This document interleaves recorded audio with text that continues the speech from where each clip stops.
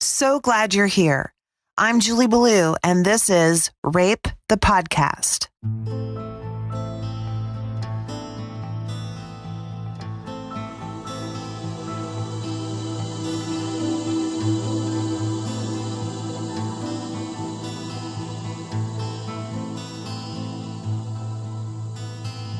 In this episode, there's going to be some triggers.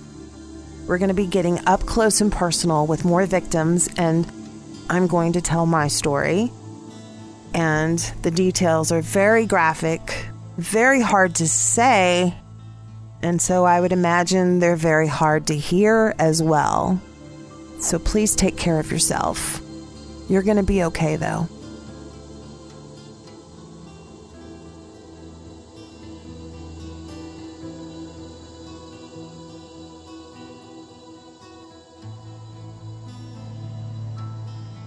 I've been debating whether or not I should get personal with you and tell you my stories. I've been urging people to talk about their experiences because sharing helps other people. I was contacted by Mercedes, who wanted to share her story. Maybe it was the way she said some of the things that she said that triggered me, but this was a very triggering interview for me. Can you tell me about the experience when you were 16? When you were raped, where were you? What was the situation?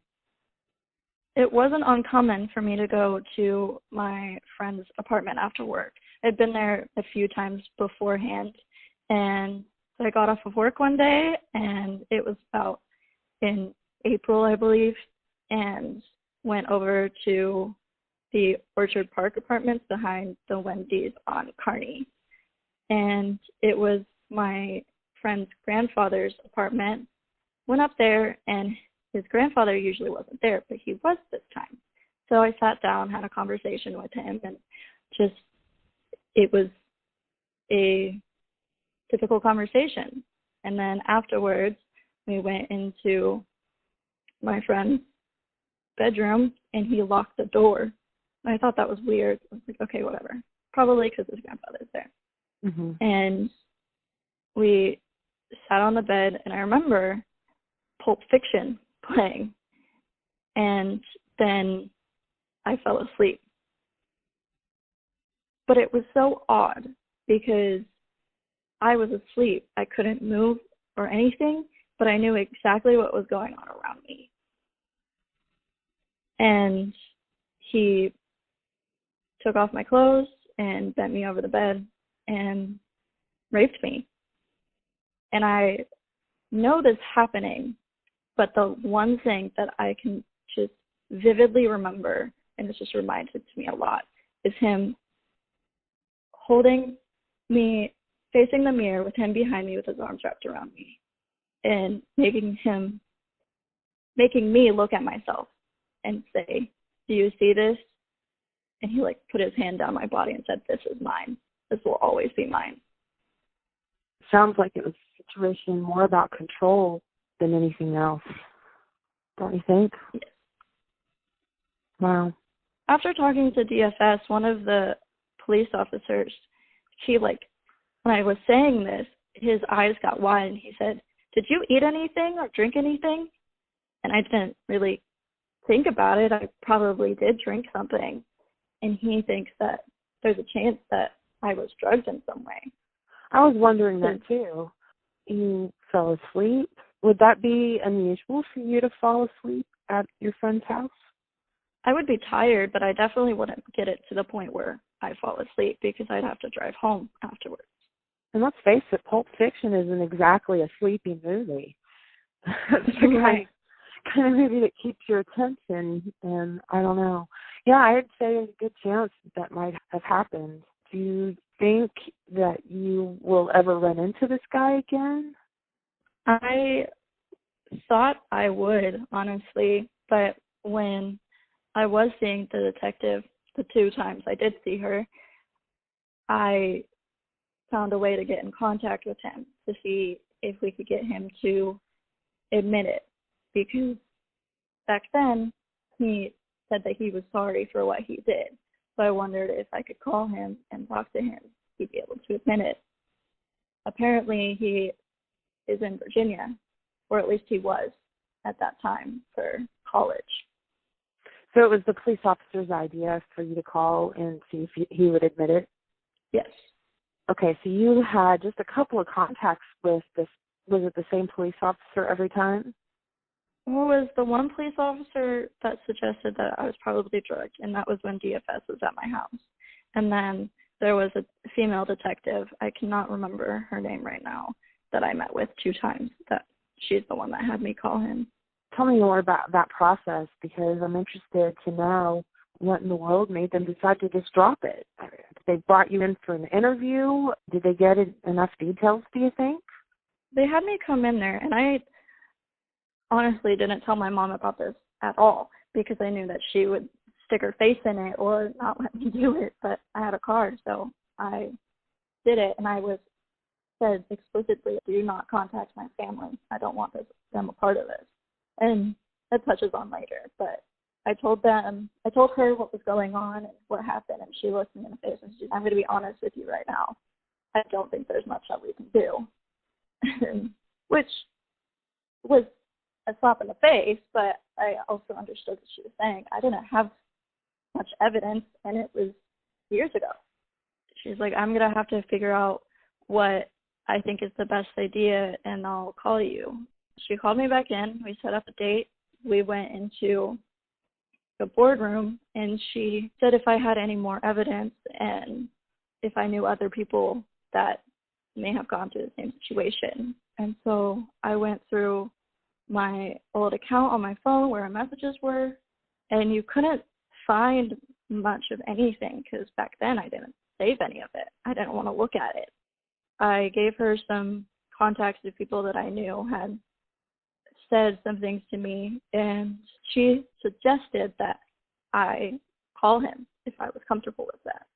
Not really, but if there's any way I can get him to admit to it, that would be great. Yeah. Then some kind of justice is done, and I finally get justice for one bad trauma. Yeah. But when I called, it was his dad that picked up, and it was like, hey, I was just hoping to get a hold of him. And he was like, okay, I'm going to have to ask him about that. Oh, okay, whatever. Did end up getting a hold of him, and he was completely, sketched out. He didn't want to talk to me. He was just not having it. Even I was just trying to have a normal conversation, even though my heart was exploding inside. Apparently, after that, he got an attorney. And that's when my detective decided to send a letter addressed to my mother, in fact, saying that they were dropping my case. She was furious because I didn't tell her. And that all stems back from a bigger problem where I just didn't trust her enough to tell her, because anytime I told her anything else, she made it about herself. Got one of those. Yeah, it becomes more about them, and that you're just doing this to get some kind of reaction from them, and that's really hard to deal with. Even the older you get, you just have to, I don't know, I've cut off communicating with my mother because of what happened to me and how she did not parent me and did not support me. I don't know, it's just better in my life without her. That's where I'm at right now. So. And you have a long ways to go. You have a long road ahead of you. Have you gotten any counseling? Yes, not specifically towards that. We have touched on it, but I don't know what it is. They expect me to let it go, and that's just not something that I can let go. It happened to me. I was so young when it happened, and it is a part of me, and it still affects me every day. Mm-hmm. So I don't understand how I can just let it go. Yeah. Nothing happened after the phone call, and then you received, out of the blue, a letter from the detective stating that they weren't going to pursue anything further. Correct. Did you call back to the police officer and ask why not, or what else you could do, or anything? I was so angry and not even surprised at that point. Like, why would anybody listen? So I didn't. I gave it a try, even though a deep part of me said it wasn't worth it, and then got slapped in the face and just let it be. At any point, did they offer you any kind of advocacy services? Did they offer you any counseling or anyone else to talk to about it? My attorney from the old case did, but not from the detective or anything.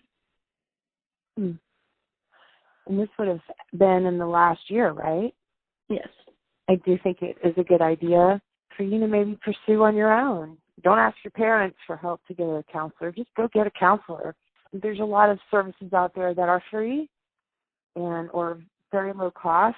I think I'll put some of that up on my website so other people can take advantage of it. But I'd be glad to send you that information. There's some places in Springfield that do low-cost counseling, and I've had a lot of help through them too. It just, man, it helps you figure out how you're going to deal with this the rest of your life. Sounds like your friends and your family want you to compact this away and forget about it and move on with things, and that is not how we deal with this. It's not going to work. It's going to cause other problems later in your life. I'm talking to the 18-year-old self, my 18-year-old self right now, is you are who I was at 18. That's what I would have told myself. So keep talking about it. Talk to other friends about it. 1 in 6 women are raped. That means 6 of your friends outside of yourself, one of them has been raped, and they're just not talking about it. And the more we talk about it, I get on my high horse now. I'll try to get down, but the more we talk about it, I think, and the more uncomfortable it makes potential rapists feel. They don't want to be accused out in public, so don't do it. But if we're going to start speaking up about it, then they'll be hopefully less likely to go through that. I just know that a little therapy, a little support would for certain help you, especially since it doesn't sound like you're getting much from your family. I'm sorry that happened to you. I'm sorry that there was nothing the police could do. And maybe that's not true in the future. They're trying to test the rape kits now. Could be that he done this to someone else, and maybe his DNA is on another case somewhere, and that could come out 10 years from now. And maybe they'll do a cross-reference. This is my hope. Cross-reference his DNA attached to his name with your story, with your report. That could come back to you 10 years from now, and they say, we got him. We just need you to come back in and complete whatever we didn't finish the first time. I think that's possible. And then if that's the case, 10 years from now, you need to be in a good mental place to handle that instead of, oh, I don't want to deal with it. I've moved on. I've already forgotten about all that. Because I think that happens a lot too. Does that make sense? Yes. I don't know if you wanted my advice, and I really appreciate you telling your story because it helps me to hear it, and it helps me and it helps other victims. It's very brave. Keep that, okay? Thank you. Thank you so very much. Take care.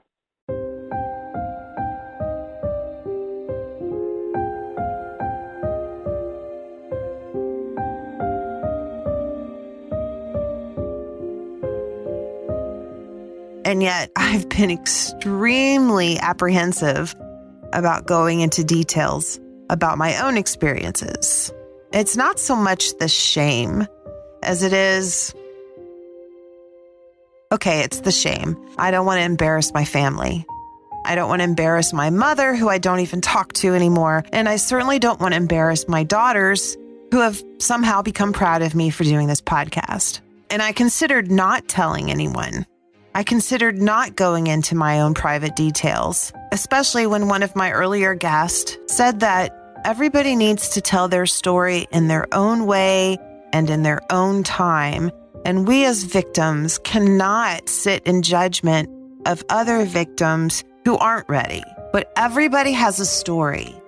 The details may be different, but the pain is the same.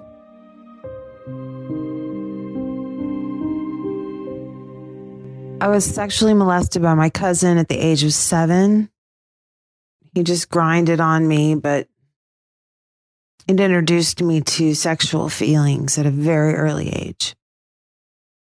I was a flirt by the age of 12. I was in love with a lifeguard.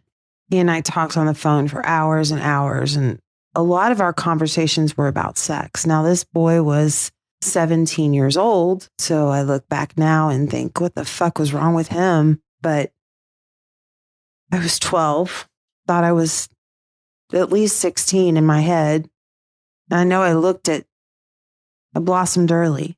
So on a trip to Florida with my family to visit my grandparents and my cousins, I went to a high school dance with my cousin. I was still in middle school, or just got out of middle school, I think. I went to this high school dance and I was flirting with this boy I had met earlier that day. And he asked me to go outside with him to where it's not a playground because they're in high school, but you know what I mean, outdoor area is. And up against the wall, I went and he just attacked me. And I remember there wasn't much kissing. It was just all hands. And he turned me around and I wasn't expecting that, nor had I even realized that was a thing. So I thought he was just confused. I just remember freezing. I just froze. I didn't know what to do. I didn't stop him. So, of course, that meant that I wanted it too, right? That's what I told myself. I must have wanted it because I didn't stop him. But I froze. I didn't ask for that. I did not enjoy that.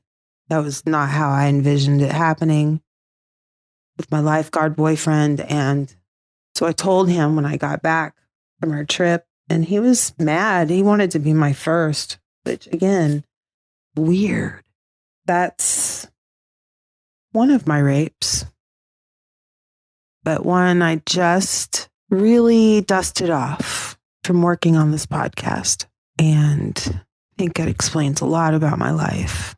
But there were other times, they're all very blurry. There's just bits and pieces of them. Another time I can quickly tell you about, but I had some friends over. I was a promiscuous girl anyway. That's what I didn't understand why they felt like they needed to drug me. I probably would have put out, but I was definitely drugged because I blacked out and I hadn't been drinking that much.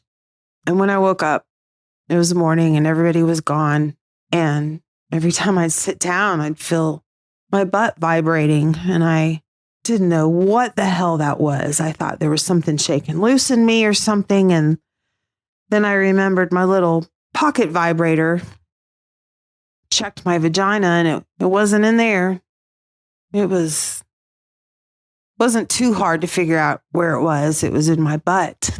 And I had to reach in there and grab it and pull it out. And that was incredibly humiliating. Not only that, but my rent money was gone. My dresser, I had my rent money in cash sitting on top of my dresser. I wasn't asking for that. And I know I didn't enjoy it. But I did tell my drug dealer at the time, my dope to your door dude, who'd come by every payday. And so he thought he knew who it was. He was going to beat the shit out of him. He was going to take care of him for me. And you know what? That was enough for me. I didn't care if it happened really or not, just in my head, that the thought that anyone would stick up for me like that after such a thing happened, that was cool. Thanks, dope to your door dude. I'll just forget about it now for the rest of my life.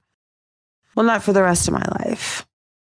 A lot of these memories have been uncovered through therapy before and during and after cancer. There's been a lot of therapy in my life. And I think that's why I'm strong enough to do this podcast, because I've looked at some things that I'm ashamed of, just like everybody else, but I'm going to lean into them and see if we can't make this conversation easier. Why does it have to be so fucking hard to talk about?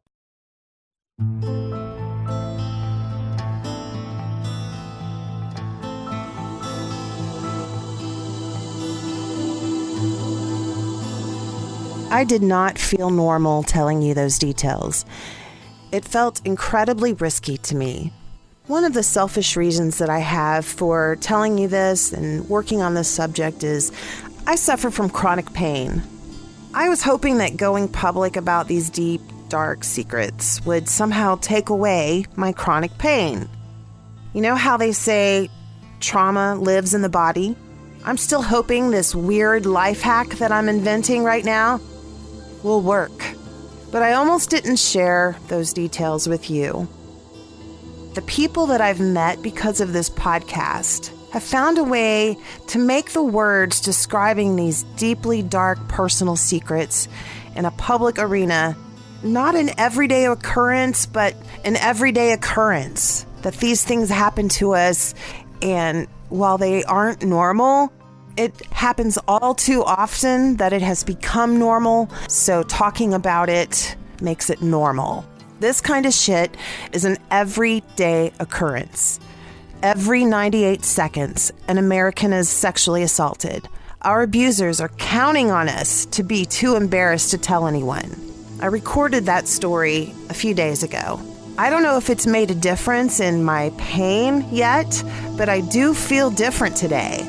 I carried this weight of guilt and shame for too long, all up in my neck and shoulders. What's called adverse childhood experiences. You may have heard of it. ACEs is when trauma festers, weakening the body's defenses until it comes out in other ways, like illnesses or pain. Trauma can cause memory to malfunction. Post-traumatic stress disorder is when trauma gets trapped in your brain like shrapnel because you haven't dealt with it. Your amygdala, which is the center for creativity and deep thought, actually increases. The hippocampus, where your emotion and memory happen, shrinks. The center of your brain, where planning and self-development decreases. And this doesn't just affect your brain, but also your body's cells, where traumatic events are imprinted. They say that therapy is the way to start processing these pieces of shrapnel, and you may begin to heal. I also practice meditation and yoga because that really helps the process. If you want to learn more about it, everyone everywhere recommends the book Keep the Score by Bessel van der Kolk. You can't just bury these experiences. You have to find a way to deal with trauma. I've been told that my pain is all in my head, which sounded like bullshit at first. But opening up to this idea, well, I used to live on a pain scale of 5 to 7 every day. And now I'm down to like a 1 or 2. I've learned how to be mindful of things like my posture and my jaw, my thoughts. My meditation has really taught me how to swipe away unhealthy thinking and focus on the healthy things. Like when I get comfortable with life and relationships and my body, but I'm just waiting for something to go wrong and mess up again. Just like a dating app, though, meditation has taught me to just swipe those thoughts away. Swipe left. I'd numbed myself to sexual experiences so much that at that time I was more upset about the missing money. It never occurred to me to contact the police. This last event took place when I first started living in Springfield. I didn't expect to be here long and didn't feel that connected to the community. I don't know if that would have made a difference or not to make me think of reporting it to anyone except Dope to Your Door Dude. But having support of a community wasn't the reason I didn't report. While I certainly felt violated, I just didn't think it was worth trying. Like, I didn't know it was wrong. I didn't know it was wrong enough to report it. Not even thinking how this creep might do it to other women. Why anyone needs roofies to get laid, but also why even have roofies? If you have roofies, you're a rapist, right? It had become such a physical act for me, and I thought I just got over it, but maybe I didn't. This fucked up shit happened to me. I don't know. Maybe it or something similar has happened to you, or you had similar feelings or reactions. It's really only been a few years that I've realized that I didn't deserve any of that, or any of the effects that those events had on the entire rest of my life. I didn't tell anyone because I figured it was my fault. I put myself in that situation. But speaking out gets the information out to perpetrators that raping and sexually assaulting anyone is not okay. We do not just get over it. Also, I want victims to know it's not okay. You will not just get over it. That trauma is going to affect you in some kind of way, maybe through chronic pain. I didn't know I was sexually assaulted until I began to understand that it wasn't my fault. I had devalued the act of sexual contact, and I had devalued myself. But getting this off my chest is working so well that I'm tempted to tell you the rest of my deep, dark secrets. I'm leaned in. I've been practicing resiliency my whole life, as has my next guest, author of the book Surviving Trauma. Tachianna Ortis endured many traumatic experiences from a very young age.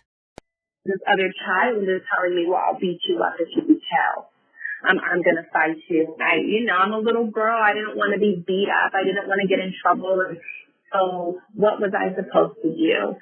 So that opened up a lot of trauma in my life, and I became very hypersexual because of what happened to me as a kid. And I was just sleeping with people at a young age, 14, 15, 16, just want to, I don't even want to say wanting to, because it was a learned behavior. And so that's just what I did. And it devastated me when other children would go and talk about it. And I'm like, man, I've kept secrets my whole life about what's happened to me, and here you are going to go tell that we did X, Y, and Z in a bathroom at a gas station. I was labeled very young, the hoe or the slut, the whore. And I always just denied what I did or what happened to me.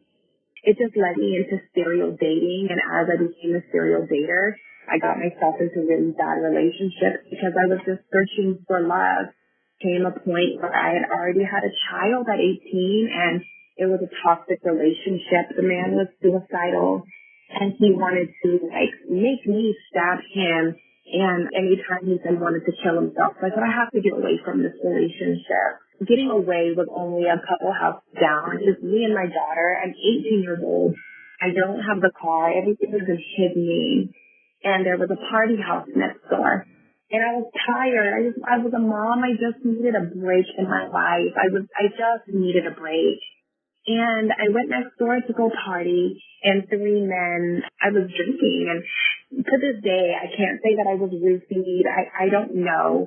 The alcohol hit me very differently that night. It was a white man, a Filipino, and an islander, a Pacific islander.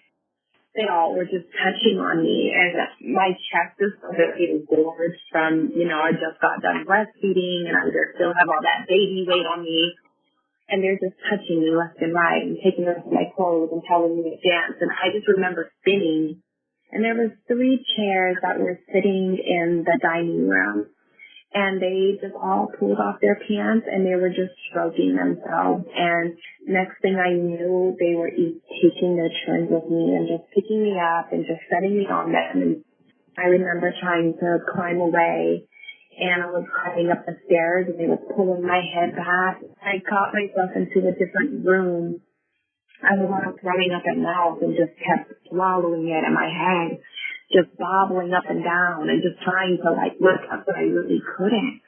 I was on the weight bench, and they were all having their way with me. And I'm guessing when somebody penetrated me really hard and pushing my body, I hit my head very hard, very severely on the weight machine, and it kind of jolted me to wake up. And I woke up, and I was just crying, and I was like, oh my gosh, my head. And I just made my way stumbling down into another bedroom, and I laid down, and then the white gentleman's in there, and he just started having his way with me. And we ended, and I got put in the shower, and I was just in the shower, and I just remember waking up sometime later to cold water on me. And the next morning, I came to all the way, find my clothes, and my knees are bruised. I have little handprints on my butt. My head is sore. My arms, every part of my body. My vagina was just burning. I went next door, and I just wanted to take another shower. I just wanted to wash off everything that was on me and in me, and I just felt like I just couldn't get clean no matter what I did. I called the house nurse because I didn't know what to do. And one of the men has ties to the police force. And I just felt like, who are they going to believe? Were they going to believe me? Were they going to listen to me? Or was I just that girl who wanted it? So I didn't speak about it. I just took it as nobody's ever going to buy drinks again. I'm not going to be the only girl around men again. And I thought that was like, I just deserved it at the time. How long ago was this? Oh my gosh, over almost, like 13 years. Mm-hmm. And I don't even know all these people's names, who they kind of were, but as far as like one of the gentlemen's names, I don't know. But how were you able to get all those details? Is this something that you've remembered over time, or was all of that pretty much imprinted in your mind from the get-go? It was definitely imprinted in my mind. I used to just play out all the time in my mind. Sometimes I would have like flashbacks of the dining room area. It would just like come to me really hard, especially like when I got older and I like was being sexual because I wanted to be. Sometimes that would take me back to that moment of what had happened to me. So what happened after that? You didn't get any help for that, or did you? I didn't. I was scared. I just thought, who's going to believe me? I was embarrassed, and knowing now that I didn't have a reason to be embarrassed. I was a victim, but I could imagine what they were going to say. Oh, she sleeps around, and she was drinking, and she wanted it, and so I just let it be. I never spoke about it until I wrote my book. What made you decide to write the book? I have several mentors, and they all told me, like, the world needs to hear your story. I'm a woman of faith, and they just said so many women are looking for something. They want to know that they're not the only woman who has been raped. I had a pimp-on accident. I've been in prostitution. I was a stripper. I've done so much sexual stuff in my life because of the sexual trauma that happened at a young age to me. And so just to know that you can surely come out of it all and be happy, set free, delivered, and I don't walk in shame or guilt anymore in my life. My book is called Surviving Trauma, and I just begin to speak and just open up about, women are the only ones. That's great. Well, you say you're a woman of faith. I'll be honest, I have not been able to get much of a response out of the religious community that I live in. I'm not sure what sort of services do they provide to victims of sexual assault, and I'm wondering if you can answer that. Oh my goodness. My pastor and my first lady were true supporters. They allowed me to go through the grieving process, the pain process. I was able to talk to them about things that I wasn't able to talk to my parents about. Because my parents, it was like, oh, hush, hush, push it under the rug. It didn't happen to you. And so when I felt that I had support for the first time in my life is when I was able to freely talk. One of my other mentors, Dr. Mason, he has a doctorate degree in psychology. He let me pour it out when I was ready and would give me advice on how to move forward. And yes, we did pray, and they didn't expect an overnight change. They said, I had to learn how to give some of this pain, all of this pain to Christ, but everything's happened for a reason. Now I overcame it and I can speak to other women. I involved myself in different workshops as well about how to set boundaries with people, how to, to say no, because I'm very hard. I wanted to be a people pleaser. And so when I started to take different courses, I just started to reflect it back to my own life. And truly just a lot of prayer because, I was an addict. I was addicted to alcohol. I was smoking weed all the time. I was selling drugs. I was doing so much. And I just don't do any of that anymore. I just did a whole 180 in my life. That's great. A lot of the people around me, true support system. Yeah, for sure. Do you think that there's more that the church communities can do for rape victims? Yes, I really hope that I can say this right, because I'm speaking for the community that I was in, right? Okay. They were fully supportive. Yeah. But now also I had to become vulnerable. I became vulnerable, and I had to let them know my struggles, let them know my hurt, and then they were able to then help me, because I said, I need help. Sometimes we're mad at certain individuals when we don't need to be, because they don't truly understand you. If we can just be vulnerable, because you didn't do anything wrong. Now, during some of the process, I did do stuff wrong. I was doing drugs. I was selling drugs. But my leadership never bashed me. They were like, now let me help you. So I guess that you have to go to the right people, the right churches, the right people. Yeah, just to really be in your corner. There was no shame. My pastor knew that I used to be a stripper. He knew all of this, and he said, it's going to work through it, because that's not who you are in life. You're better than that, to have men touching you.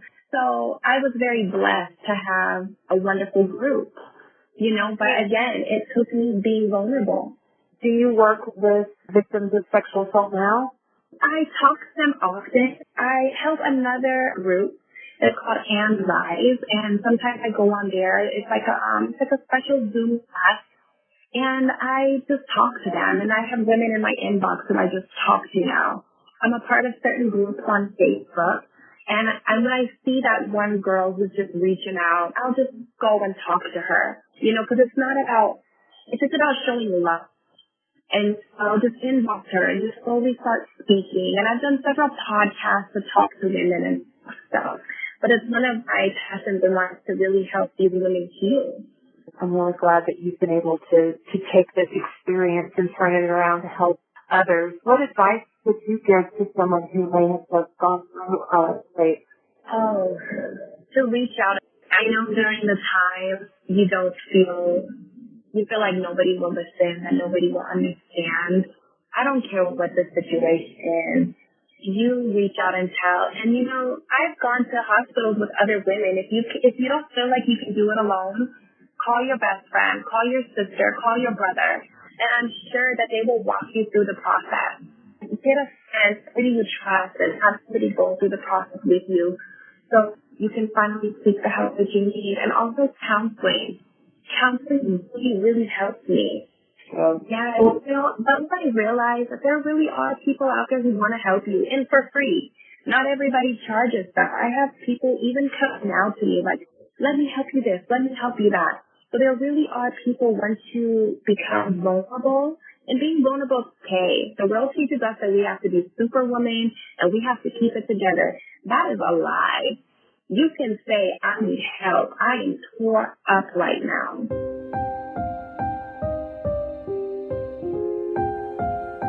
So we take our bad experiences and put them to good use, helping people.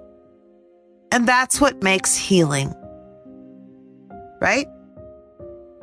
In the next episode, you're going to learn why you might be moved to get involved with your community. Our communities need us survivors because we got a long way to go and we should have already gotten there.